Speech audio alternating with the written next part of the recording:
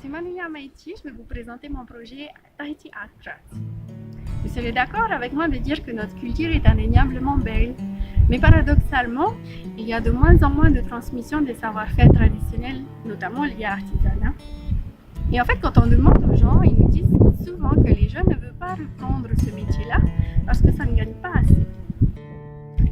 Mais d'un autre côté, il y a des milliers de gens dans le monde entier qui aiment la Polynésie, qui aiment notre artisanat, qui ont envie de se procurer nos produits chez eux, mais il n'y a pas de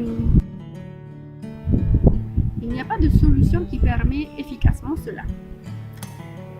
Et donc, moi en fait, depuis mes études à l'Université de Polynésie française, j'ai envie de valoriser nos ressources locales à l'export parce que nous avons tellement de ressources incroyablement intéressantes qu'il est important et intéressant de les valoriser à l'international.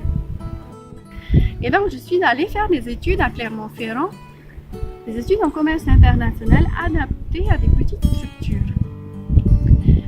Cette formation-là, ça m'a permis en fait d'être opérationnelle sur de la gestion administrative et des opérations d'import-export. Donc, j'arrive dans ce projet Tahiti Art Craft avec des compétences en poche. Ce n'est pas un domaine inconnu pour moi.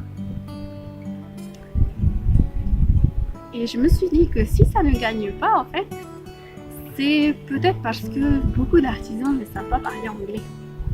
Ils n'arrivent pas à expliquer à des touristes comment est fait leur produit, de quelle matière il s'agit, de quelle technique il s'agit.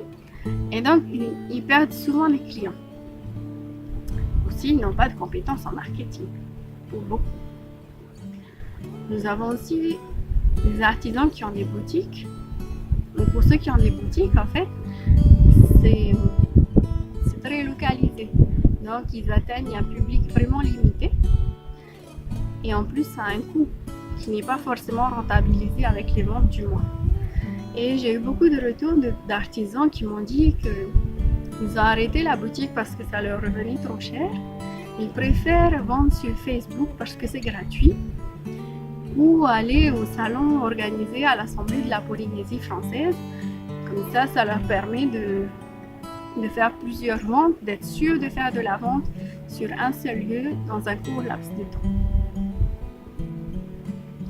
Et donc, je me suis dit qu'il faut élargir la visibilité de ces artisans dans un premier temps.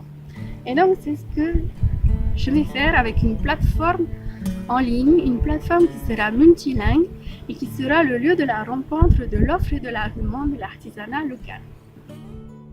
Deuxièmement, cette plateforme va permettre au client de se faire livrer directement chez lui ou à l'adresse qu'il aurait renseignée. Car comme je vous l'ai dit plus tôt, c'est pas toujours évident.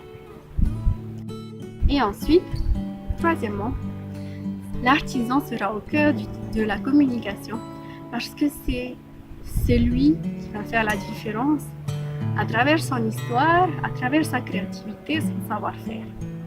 Nous sommes conscients que désormais les consommateurs sont beaucoup plus responsables, qu'ils ont envie de consommer quelque chose en sachant l'histoire du produit. Et c'est pourquoi, en fait, valoriser nos artisans, c'est vraiment booster le produit. Et ça part aussi d'un concept responsable parce que j'ai pas d'intermédiaire entre moi et l'artisan. Et donc, chaque achat impactera directement le pouvoir d'achat de l'artisan. Et dans sa globalité, j'espère, je pense, que ça permettra en fait à beaucoup d'artisans qui ont collaboré avec moi d'améliorer leur qualité de vie, d'améliorer leur pouvoir d'achat sans assistance sociale. Donc, si mon projet vous plaît, n'hésitez pas, likez ma page, venez me rencontrer. Je suis Manuya Maïti, fondatrice de Tahiti Art Craft. Maruru.